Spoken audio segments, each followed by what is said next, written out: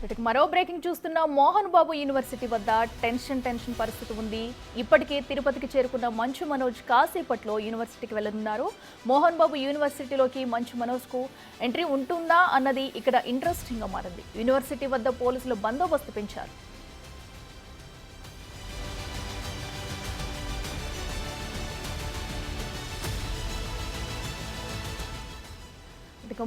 తిరుపతిలో ఉన్న మోహన్ బాబు యూనివర్సిటీకి మంచు మనోజ్ అయితే వెళ్లనున్నారు. అయితే కాసేపట్లో కూడా దీనికి సంబంధించి కూడా మంచు మనోజ్కి యూనివర్సిటీలోకి ఎంట్రీ ఉంటుందా లేదా అనేది ప్రస్తుతం అయితే క్వశ్చన్ మార్క్గా మారింది. అయితే ఇప్పటికే మంచు మనోజ్ రాకతో యూనివర్సిటీ వద్ద పోలీసులు అయితే భారీ బందోబస్తు ఏర్పాటు చేశారు. అక్కడ ఏం జరుగుతుందని ఉద్రిక్తత టెన్షన్ వాతావరణం కూడా నెలకొంది. అయితే మనోజ్కి అక్కడికి ఎంట్రీ ఉంటుందా లేనది కూడా ప్రస్తుతం క్వశ్చన్ మార్క్ మారింది. ఇక ఇదే అంశానికి సంబంధించి మరింత సమాచారం మా ప్రతినిధి దామోదర్ అందిస్తారు. దామోదర్, చెప్పండి. అయితే మంచు మనోజ్ అయితే మరి కాసేపట్లో కూడా మోహన్ బాబు యూనివర్సిటీకి రానున్నట్లు తెలుస్తుంది. మరి ఆయన్ని నేరుగా లోపలికి వెళ్ళనిస్తారా లేదా అక్కడ సిచ్యువేషన్ ఎలా ఉంది?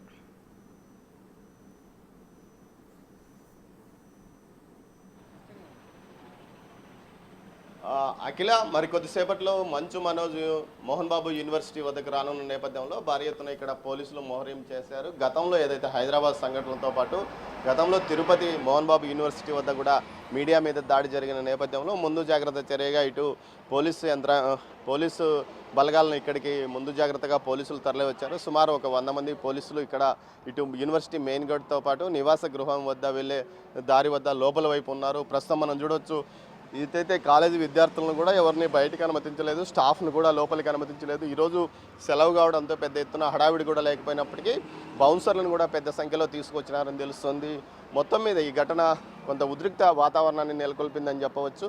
ఏదైతే మంచు మనోజ్ 10:45 నిమిషాలకు తిరుపతి విమానాశ్రయానికి చేరుకున్నాడో అక్కడ నుంచి నేరుగా తిరుపతిలోని తాజ్ హోటల్లో బస్ చేశాడు.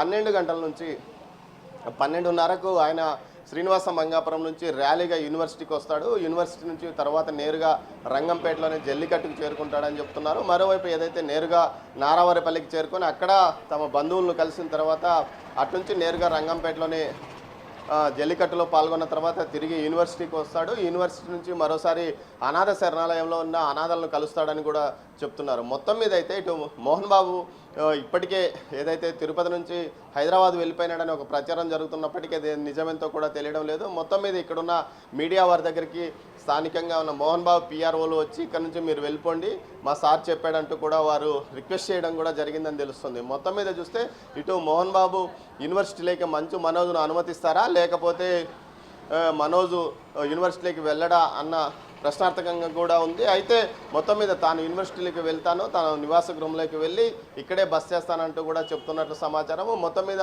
మంచు మనోజ్తో పాటు ఆయన భార్య 2 పిల్లలు కూడా హైదరాబాద్ నుంచి వచ్చినట్టు తెలుస్తోంది అఖిల. మరోవైపు అసలు ఏం జరుగుతుంది అన్న ఉద్రిక్తత కూడా నెలకొన్న పరిస్థితి.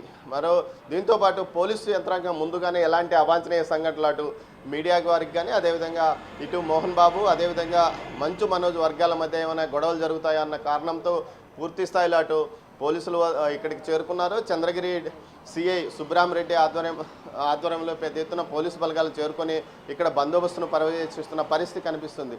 ఏదైతే ఓవైపు వైకుంఠ ఏకాదశి దాని తర్వాత జరుగుతున్న పరిణామాలతో పాటు అటు సీఎం చంద్రబాబు నాయుడు వర్ష షెడ్యూల్తో బాగా బిజీగా ఉన్న పోలీసులు మరోవైపు ఇది కూడా ఒక ఇబ్బందికరమైన పరిణామం అంటూ చెప్తున్నప్పటికీ మొత్తం మీద మంచు మనోజ్ మరికొంతసేపట్లో యూనివర్సిటీ వద్దకు రానున్నారు. యూనివర్సిటీకి వద్దకు రైట్ దామోదర్, థ్యాంక్ యూ.